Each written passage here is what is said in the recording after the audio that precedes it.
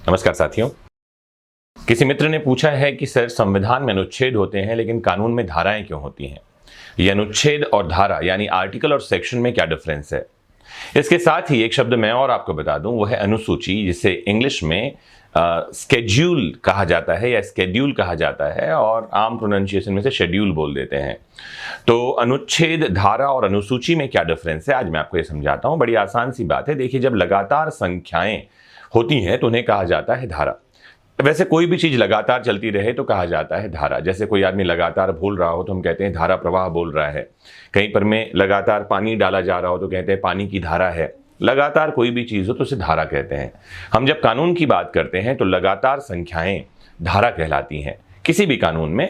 और किसी बात को कहाँ रखा गया है, जैसे एग्जाम्पल के लिए अगर हम इंडियन पीनल कोड की बात करते हैं, आईपीसी की, और आपको पूछना हो कि चोरी की परिभाषा कहाँ दी गई है तो कुछ तो बताना पड़ेगा कहाँ है।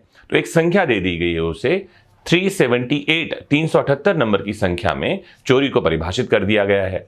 अब ये 378 जो है ये 1 से लेकर 378 तक लगातार नंबर के बाद आता है। तो इन लगातार संख्याओं को कह देते हैं धारा। तो धारा 378 कहा जाता है, आपकी जानकारी के लिए। तो इसका मतलब ये है कि कहीं भी लगातार संख्याएं होंगी तो उसको धारा कह सकते हैं। क्या इसका उत्तर है हाँ। जैसे आपने सुना होगा, संविधान में जब अनुच्छेद 370 की बात चलती थी तो कई बार कहा जाता था धारा 370। तो क्या संविधान के अनुच्छेदों को धारा कहा जा सकता है? बिल्कुल कहा जा सकता है। लगातार संख्याओं को धारा कहते हैं, जैसा कि मैंने कहा। लेकिन क्योंकि हम जब कॉन्स्टिट्यूशन की बात करते हैं, भारत के संविधान की, तो वहां हर एक धारा में, हर एक संख्या में जो प्रावधान है वो अपने आप में ही एक विशेष बात को रख रहा है। और क्योंकि संविधान मातृ कानून है, हम कहते हैं दी मदर लॉ, और हर एक प्रावधान से, हर एक प्रोविजन से कई कई कानून निकल सकते हैं। इसीलिए उस पर्टिकुलर प्रोविजन के सामने जो संख्या है उसे आर्टिकल या अनुच्छेद कह दिया जाता है। इसका सीधा सा मतलब है कि संविधान की धाराओं को अनुच्छेद कहते हैं। The sections of the Indian constitution is known as article. जैसे एग्जांपल दूं मैं, आर्टिकल 17 में चलिए।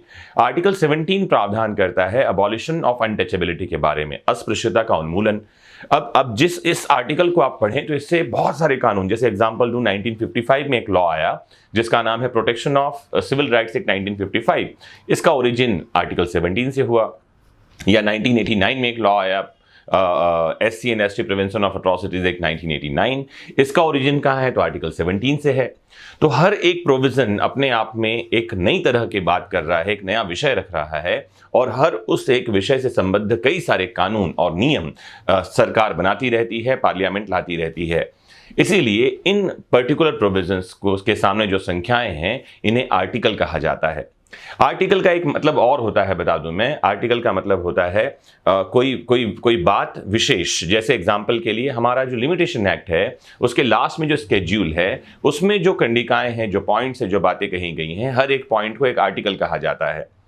आम बोलचाल में आर्टिकल का मतलब आलेख होता है। आलेख मतलब निबंध जैसी एक रचना, उसे भी आर्टिकल कहा जाता है। आर्टिकल राइटिंग लिटरेचर की एक विधा है, आपकी जानकारी के लिए। अब आते हैं अनुसूची यानी कि स्केड्यूल शब्द पर। अनुसूची क्या है? तो जब भारतीय संविधान में जब प्रावधान किए गए, प्रोविजंस किए गए, तो कई जगह उस प्रावधान से संबंधित सूचियों को डालने की जरूरत थी, लिस्टिंग की जरूरत थी। जैसे एग्जांपल के लिए दूं मैं, अगर हम बात करते हैं आर्टिकल 1 की ही, तो आर्टिकल 1 में लिखा है भारत राज्यों का एक संघ है। India is a union of states. तो कितने स्टेट्स हैं, कौन से स्टेट्स हैं जिनका यूनियन हमारा इंडिया है? तो ये सूची कहां दे दी गई? ये सूची संविधान खत्म होने के बाद, जहां सारे आर्टिकल खत्म हो जाते हैं, उसके लास्ट में एनेक्स्ड कर दी गई, अटैच्ड कर दी गई। तो अनुसूचियां क्या है? अनुलग्नक सूचियां, एनेक्स्ड लिस्ट जो हैं, इन्हें अनुसूची कहा जाता है। आपको ये बात जाननी चाहिए। तो धारा, अनुच्छेद, अनुसूची, सेक्शन, आर्टिकल एंड स्केड्यूल, इन तीनों में क्या डिफरेंस है, आज के इस छोटे से लेक्चर से आपको ठीक ठीक समझ में आ गया होगा। और उम्मीद करता हूं भविष्य में कोई कंफ्यूजन इस बारे में आपके मन में नहीं रह जाएगा। यहीं रुकते हैं इस लेक्चर में, फिर जुड़ते हैं और ऐसी छोटी बारीक बातों को आपके लिए आसान करता रहूंगा मैं इस चैनल पर। जुड़े रहिएगा। नमस्कार।